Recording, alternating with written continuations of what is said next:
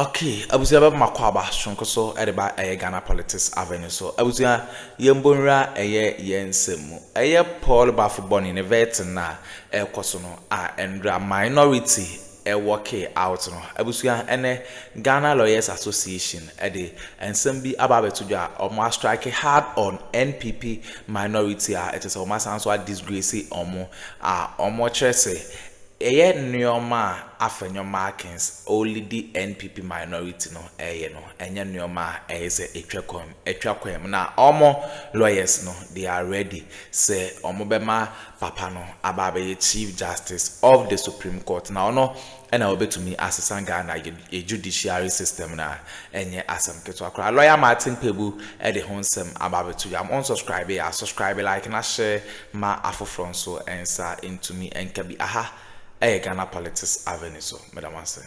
And the abstinence of the minority in participating in the vetting process? Well, in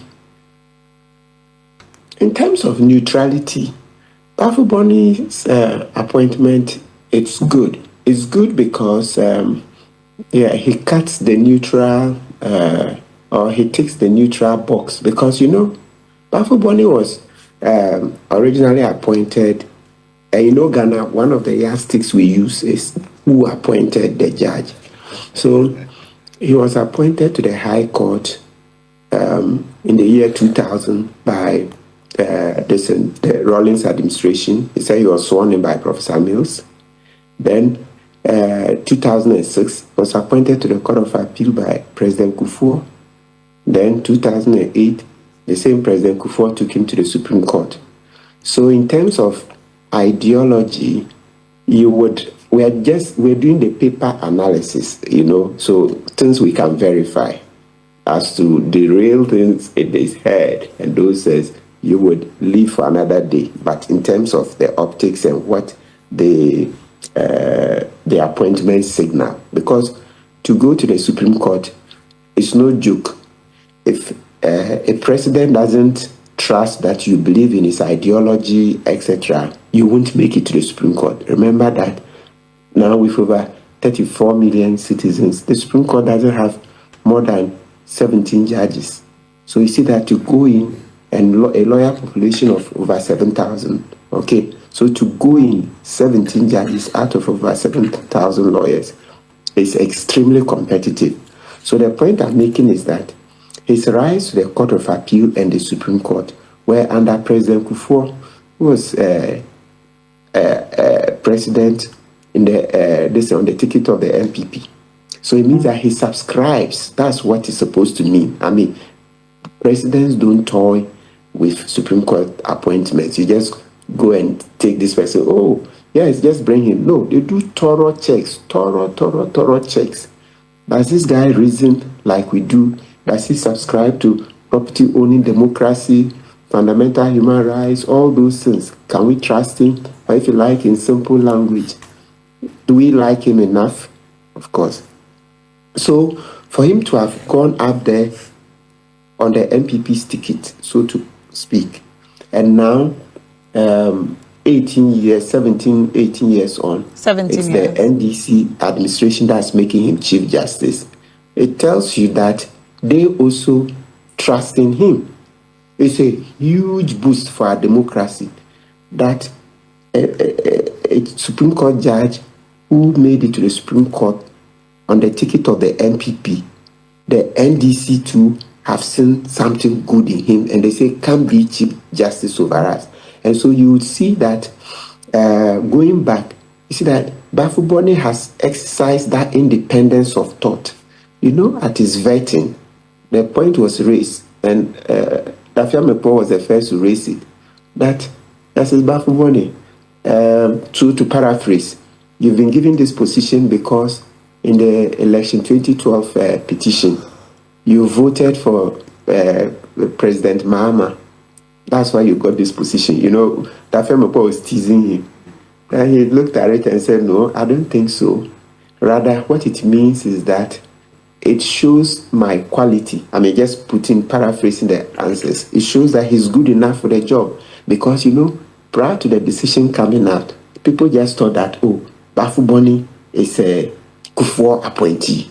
This is a Akuffo appointee. So automatically his decision, or let's call it his vote, will go in favor of Akuffo Addo. I remember people saying so, that, oh, Baffoe Boni, it's Akuffo who appointed him, and a Akuffo appointee, automatically Akuffo Addo will win this case. I remember those days, I told some lawyers that, though, not specifically on Baffoe Boni, but I told them that, no, this case, just saying these are Akuffo appointees, and so Akuffo appointees will vote for Akuffo Addo is too simplistic. This one is too easy for the judges to just say we are Akuffo appointees, so Akuffo Addo should win. The matter was just too easy. It was too easy for me. And truly, Baffoe Boni voted against Akuffo Addo on the crucial thing about the presiding officers not having signed the pink sheets. You know, each polling station, there are some of the presiding officers who didn't sign.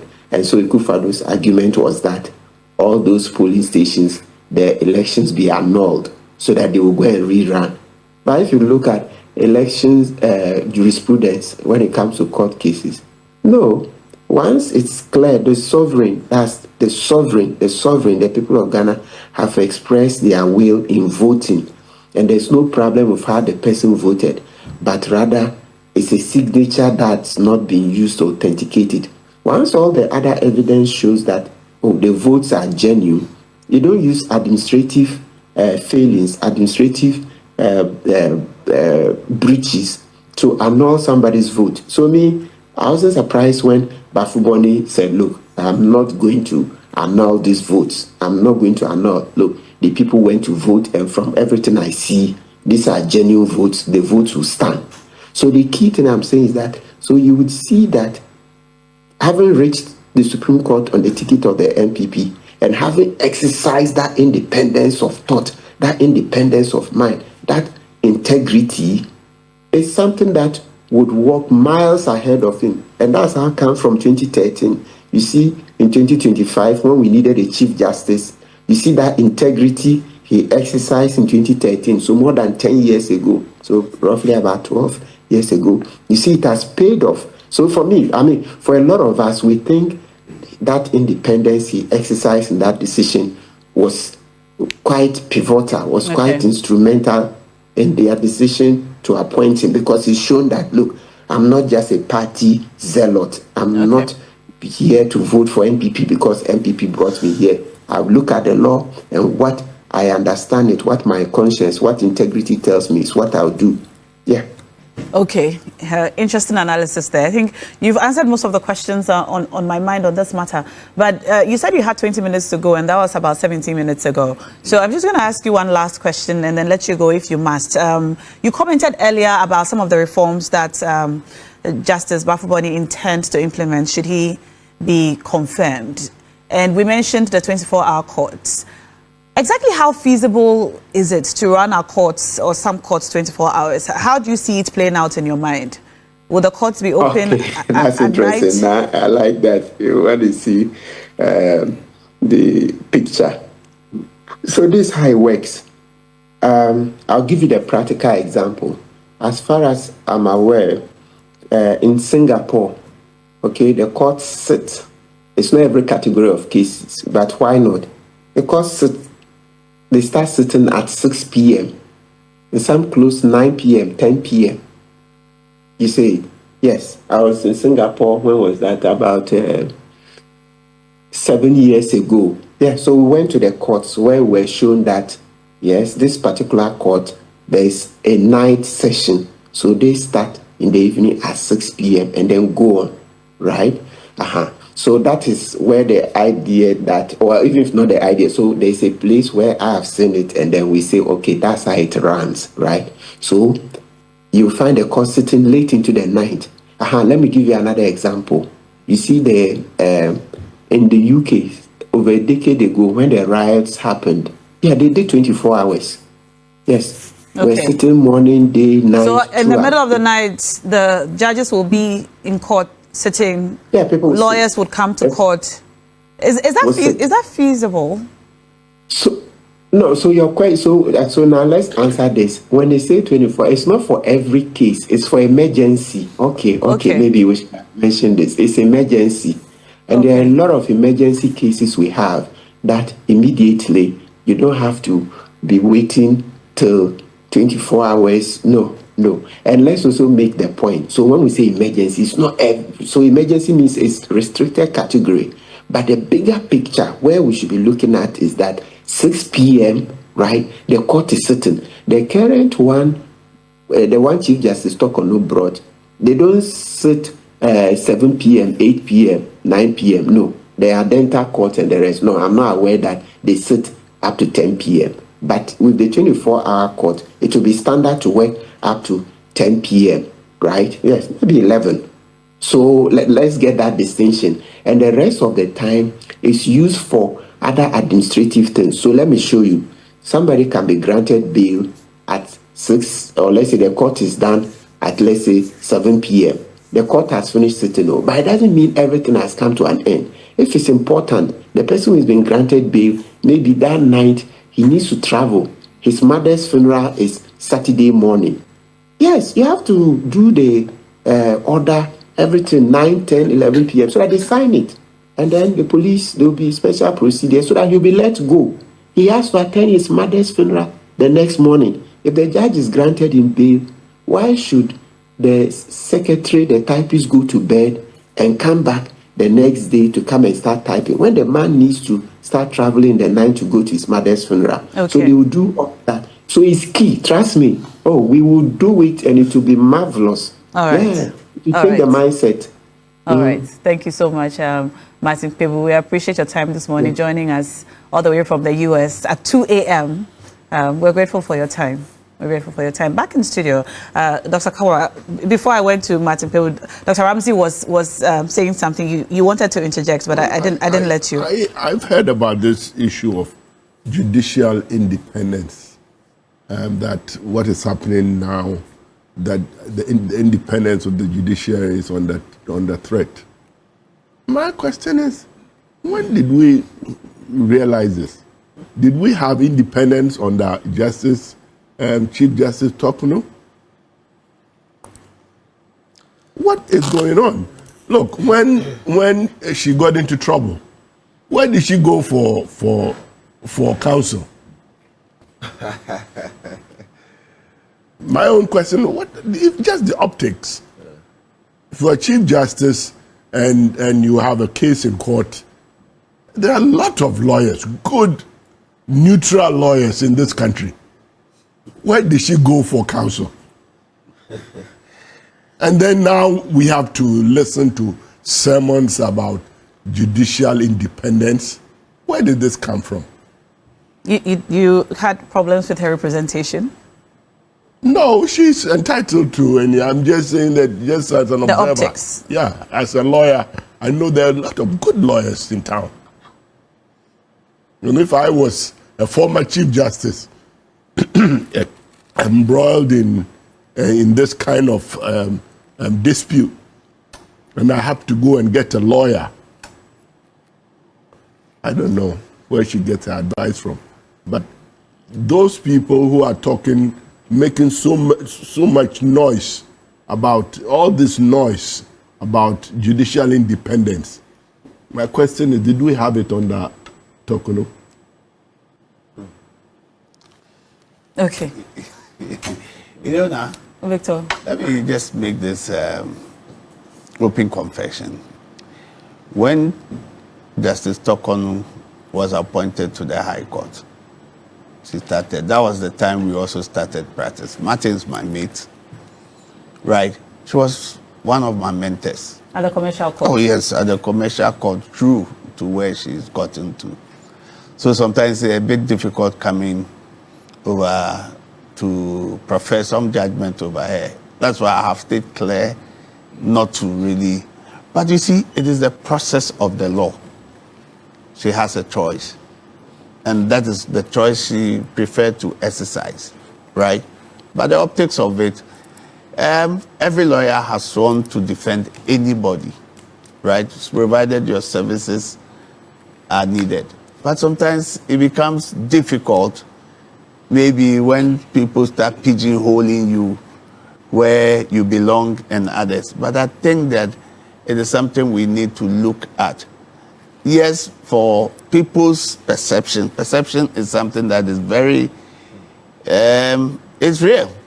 Because people have some perception, like when you take somebody to General Legal Counsel, the disciplinary committee, the complainant even going has a perception that the people sitting there are all lawyers, and I'm taking another lawyer there. So, am I going to get the justice or not? But you see, you'll be surprised you go there when the judges and the lawyers are reprimanding their own colleague. You'll be surprised. You know, so some of these things are technical, very difficult, but I think that what should stand out is that as a lawyer, you have taken an oath to render services to anybody who needs your service. And the flip side of it is that as a lawyer, I can also decide who I want to represent and not to represent, right? Nobody's going to force me and say, oh, you have to represent this person. Even sometimes the judges will make a request that, oh, represent this person. If you think you give him and say for personal reasons, I won't do A, B, C, D, right? So if we continue to sometimes trying to pigeonhole lawyers who the case it takes not to get, we will become endangered species. How many are we? That means that we'll have NDC lawyers for this group, NPP lawyers. I think that it's a phenomenon that if we try to push that, it will come to heads. Because you are there. And I always say that every case that goes to court, if you are the Attorney General, the facts you have, the evidence you have, is what will give you conviction or not, right? There's no way a lawyer can change when the evidence is compelling. You can't change the facts. You can't change the evidence. All you can do is maybe look at the way you can use some technical or other techniques within the law, which is permissible, to be able to find an escape route or minimize the damages that your clients may go through. For me, that's the bottom line of the case. So we should be. It's just unfortunate that in Justice Tokono's case, I believe that from my personal view, I believe that there were some advices, maybe, but she is the best person. Lawyers will advise, but it is the client who takes the decision and says, this is what I want. So that it doesn't become like, oh, now lawyer, no say, lawyer, no, or it was the lawyer who said, let me do this one. She was free to make her decisions. Definitely, because, yes, because your decision is the final decision. And being the Chief Justice, and from where she sat and all the experience she has, I mean, Dr. Koba has asked some questions, but from where she sat as Chief Justice, I'm sure with all the experience and knowledge she has, she must have had some very good reasons for going with the counsel that she decided to go with. But on the question of optics, I think both Dr. Koba and Victor, you've mentioned the way the thing looks and the power of perception. The power of perception. What do you say to people who are asking questions about the justices who were present at the vetting to support Justice Baffoe and those who were absent? So some of the justices who were not absent, there have been some conversations about, well, this justice was appointed by Akuffo Addo, they were not present. This justice was appointed by XYZ, they were not present. Do those things matter at all? No, you see, what happens, people don't understand, is that whilst the system is moving, you have to go with the system. The Supreme Court, before they even come with a judgment, they go for conference. What is your opinion? What is your view? What is your view? And they synthesize, put it together and say, let one person write it. You see, my good friend and senior brother, Justice Gaiwu, he was appointed by the previous regime. He was there, right? It is different from the perception we have that when they go there, there is some seemingly misunderstanding or tension between them. No. The moment they get in at Supreme Court, I'm telling you, right, they are one. And the fact that the former Chief Justice has been our colleague, she has an issue, doesn't mean that the system should not work.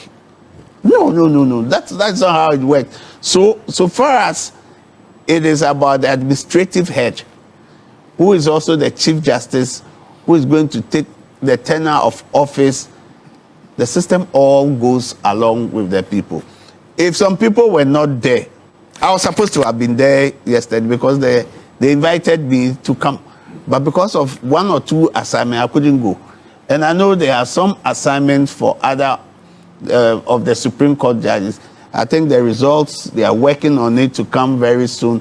So maybe because of some assignments, they may not have been able to go. We need a course or political highway. So a yellow A.Markin&NPP and Odessa and Seminole Etuja Edimai. And also subscribe, like, and share my Afro so answer into me and can be Ghana Politics Avenue. So, Madam Ase.